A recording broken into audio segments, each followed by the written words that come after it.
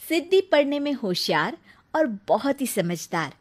एक बार जो पढ़ ले मानो उसके जहन में वो किसी कार्बन कॉपी की तरह छप जाता। एक दिन सिद्धि की माँ उससे कहती है, अरे बेटा, सारा दिन पढ़ती रहती है, कभी थोड़ा बाहर भी घुमाया कर। अरे सिद्धि की शादी करा दो, कहाँ से लाऊंगा इतना पैसा? पहले तो पढ़ाओ, फिर जब कमाए खाने का वक्त आए तो किसी और के घर वो कमा कर खिलाए। अरे ना बाबा ना। नहीं पापा, ऐसा मत बोलिए, मैं शादी नहीं करूंगी और अभी तो मेरी डॉक्टरी की पढ़ाई शुरू होने वाली है। तो क्या लाखों रुपये लगाऊं मैं पढ़ाई में और फिर लाखों शादी में? पागल समझाए क्या?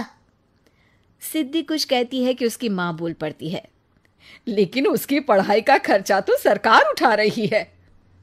सिद्धि को माँ की बात अजीब लगती है। वो सोचती है कि माँ आखिर झूठ क्यों बोल रही है। पिता के जाने के बाद वो पूछती है, माँ क्यों झूठ बोला पापा को?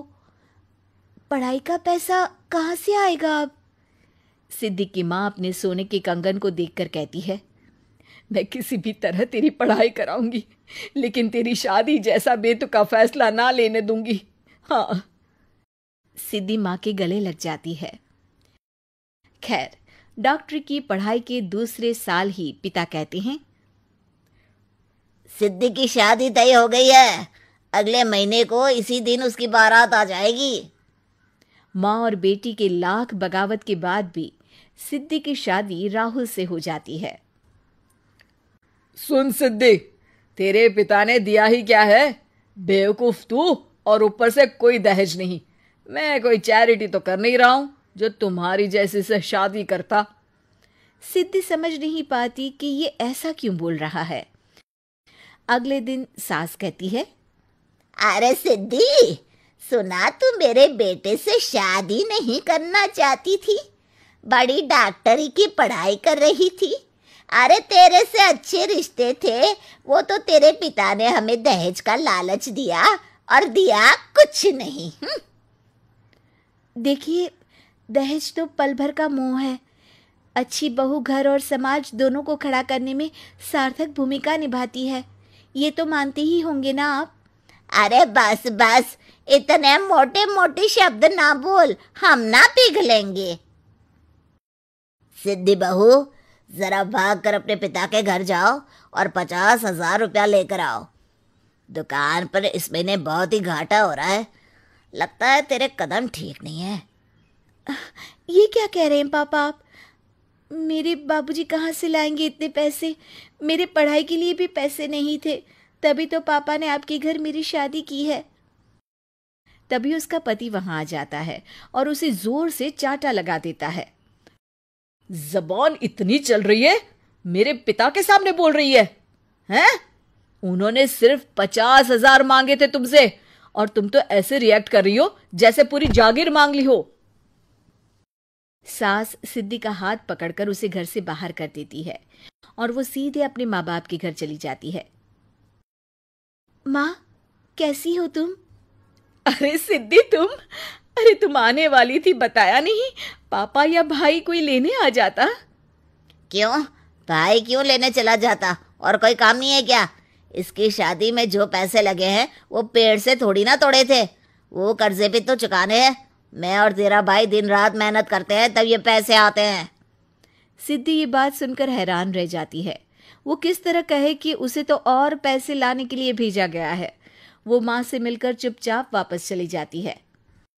अरे कहाँ है झोला? कैसा झोला माँ? अरे माँ की बच्ची, पैसों को झोले में डाल के ही लाई होगी ना, इतने पैसे मुट्ठी में दबा कर तो लाई नहीं होगी। पापा के पास पैसे नहीं है माँ, अब वो कहाँ से लाए इतने पैसे? तभी वहां ससुर जी आ जाते हैं।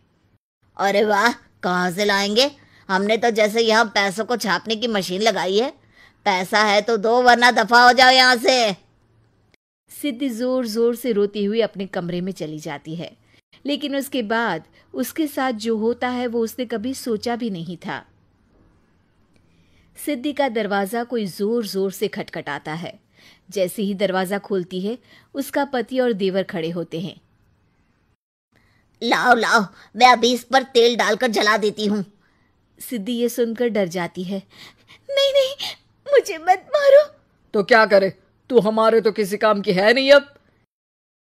लेकिन सिद्धि किसी तरह वहां से भागने में कामयाब हो जाती है।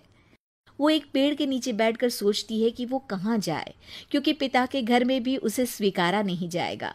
उसे भूख लगती है और पास की मिठाई की दुकान से समोसा लेकर बैठ जाती है। लेकिन जिस पेपर में वो समोसा खा रही होती है, उसमें एक विज्ञापन दिखाई देता है। अरे, सरकार की ये योजना तो बहुत अच्छी है, इससे तो मैं अपनी आगे की पढ़ाई पूरी कर पाऊंगी। सिद्धि सीधे उस सेंटर में पहुंचकर वहां के लोगों को सारा हाल सुनाती है। हम लोगों को तो तुम जैसे टैलेंट की तलाश ही रहती है। तुम बिना चिंता के यहाँ पढ़ाई करो और किसी भी चीज की जरूरत हो तो हमें बताना। सिद्धि का जीवन वहां से बदल जाता है और एक दिन ऐसा आता है जब सिद्धि एक मशहूर डॉक्टर बनती है। एक दिन सिद्धि अपने कैबिन में बैठी होती है, तभी राहुल यानी कि उसका पति वहां आता है।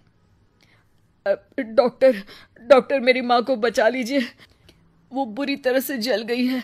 शहर में सिर्फ आप ही हैं जो मेरी माँ को बचा सकती हैं। लेकिन ये क्या? सामने सिद्धि को देख राहुल हैरान हो जाता है। तुम? हाँ, मैं। हाँ, देखो ना, ईश्वर का भी कैसा खेल है। एक वक्त जो औरत मुझे जला देना चाहती थी, वो आज खुद जली हालत में मेरे भरोसे पड़ी है। मैं तुमसे माफी मांगता हूँ, बस मेरी माँ को बचा लो।